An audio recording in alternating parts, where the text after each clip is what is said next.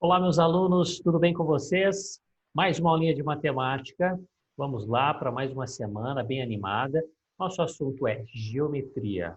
Vamos tratar de formas geométricas e a habilidade que iremos desenvolver na aula de hoje é a EF 07MA24. O que trata esse assunto, professor?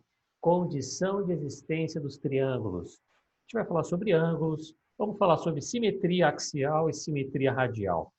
Os nomes parecem um pouco estranhos, difíceis, mas o assunto é muito tranquilo, muito fácil, pessoal. A habilidade que vamos desenvolver na aula de hoje, conhecer a condição para a existência de um triângulo, calcular ângulos internos, entender conceito de simetria axial e radial.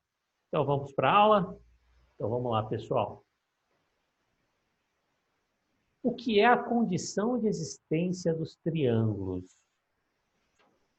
Pessoal, é a coisa muito tranquila. A gente vai precisar saber as condições, as medidas desses lados do triângulo para que o triângulo exista. Então, nada mais é que a condição para os triângulos existirem. Para eles existirem, eu preciso mostrar matematicamente que é possível existir esse triângulo, através de algumas continhas que vamos fazer agora. Bom, eu tenho um triângulo com um lado medindo 3, um lado medindo 4 e um lado medindo 5, ok? Será que o triângulo com medida de lado 3, medida de lado 4, medida de lado 5, será que ele existe? Será que é possível que ele exista? A gente vai estudar isso. Muita calma nessa hora. Vamos lá? Então, é o seguinte. Para que ele exista, eu preciso pegar a soma de dois lados. Então, eu peguei o lado medindo 3 e o outro lado medindo 4. A soma desses dois lados tem que dar um valor maior que o terceiro lado. Se eu somar 3 mais 4, vai dar quanto? 7, correto? Então, 7 é maior que 5. Ok? Então, até aqui está correto. Esse triângulo, por enquanto, existe. Lembrando que esse sinalzinho aqui, ó, é um sinal de desigualdade. Quando ele está com a boca aberta para o lado esquerdo, significa que o número esquerdo aqui, ó, ele é maior. E quando ele está com essa pontinha aqui, ó, apontando aqui para o lado direito, significa que o número que está nessa posição aqui, o lado direito, ele é menor que o número que está no lado esquerdo. Ok, essa é a primeira condição para que o triângulo exista. Só que eu preciso agora comparar com os dois outros lados para saber se esse triângulo realmente existe. Então, eu peguei o lado 3, que eu somei aqui, só que eu peguei agora o terceiro lado lá. Eu somei o 3 com o lado 5. E eu comparo a soma desses dois lados com o outro lado, que o outro lado é 4. Somando esses dois outros lados, pessoal, dá quanto aqui, hein? Dá 8, correto? 8 é maior que 4? Puxa, é. Então, esse triângulo, ele continua existindo. É possível construir um triângulo com essas medidas. E agora a gente vai para a terceira e última comparação. É pegar os dois outros lados, que a gente não tinha somado, e comparar com o terceiro lado. Então, eu peguei o lado 5 e peguei o lado 4. Somo esses dois lados, vai dar quanto, hein? 5 mais 4 dará 9. 9 é maior que o outro lado, que mede 3. Então, isso é verdade. Então, essas três proposições são verdadeiras. Logo, essas medidas de lado 3, lado 4 e lado 5, com essas medidas eu consigo construir um triângulo, correto? E aqui a gente vai verificar, então, na prática. Então, tem um lado medindo 3, um lado medindo 4 e um lado medindo 5. Com essas medidas, eu consigo construir um triângulo. Bom, continuando falando ainda de condição de existência dos triângulos. E aqui eu tenho um outro caso que eu quero que vocês analisem com muita calma. Eu tenho um lado de um triângulo medindo 2, o outro lado medindo 3 e o outro lado medindo 5. Será que com essas medidas é possível construir um triângulo? Então, a gente vai analisar. Como que a gente analisa? Somando dois lados e comparando com o terceiro lado, correto? Então, vamos lá. Peguei o lado 3 e somei com o lado 5. A soma vai dar 8. 8 é maior que 2? Sim. Então, aqui está correto. Esse triângulo é possível ser construído com esses lados.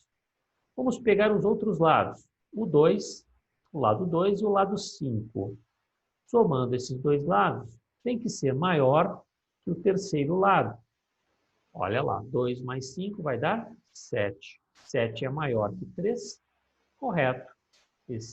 Essas medidas estão me informando que é possível construir um triângulo por enquanto. Mas eu tenho que fazer a terceira verificação, a terceira e última verificação.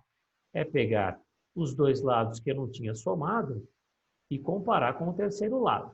Então, eu peguei o lado 2 e peguei o lado 3. Somei, vai dar 5. 5 é maior que 5? Será que isso aqui é verdadeiro, pessoal?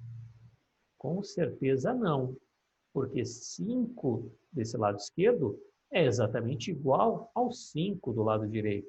Então, aqui, gente, percebemos já que existe um problema. Aqui, ele não é verdadeiro. Se não é verdadeiro, o que acontece é que, com essas medidas, não será possível construir um triângulo. Então, vamos ver como que seria, então, essa situação, né? Eu tenho um lado medindo 3, tenho um lado medindo 5 e tenho um lado medindo 2. Vocês observam que falta o comprimento aqui desses lados para que eles possam se encontrar, ó. Então, eu não consigo construir um triângulo aqui, ok? É exatamente essa a ideia na prática que vocês têm que entender. Eu não consigo construir um triângulo. Bom, vamos ver aqui uma situação. Esse exercício aqui, pessoal, acabou caindo até em vestibular, tá? Mas eu estou colocando aqui porque eu tenho certeza que vocês vão conseguir entender esta questão, que ela não é complicada, ela é muito simples até. Com base em tudo aquilo que a gente viu, o exercício pede para que a gente encontre qual é o valor possível de x. Ele quer que a gente saiba qual é a dimensão desse lado do triângulo. Ah, professor, mas por onde eu começo? Lembrando aquilo que a gente fez na explicação anterior, então vamos verificar o que está acontecendo. Para que esse triângulo exista, pessoal, eu preciso somar dois lados e comparar com o terceiro lado, correto? Então, eu peguei o lado x, somei com o lado 3, e eu verifico o seguinte, esses dois lados, a soma desses dois lados tem que ser um valor maior que o terceiro lado, correto? Então, o que eu faço? Eu preciso saber o valor aproximado do x. Então, o 3, eu tenho que mudar ele de lado. Eu tenho que ele passar para o lado de lá, eu tenho que passar para a direita. Para me mudar ele de posição, para ele sair dessa posição, para ir para a direita, o que acontece com o sinal?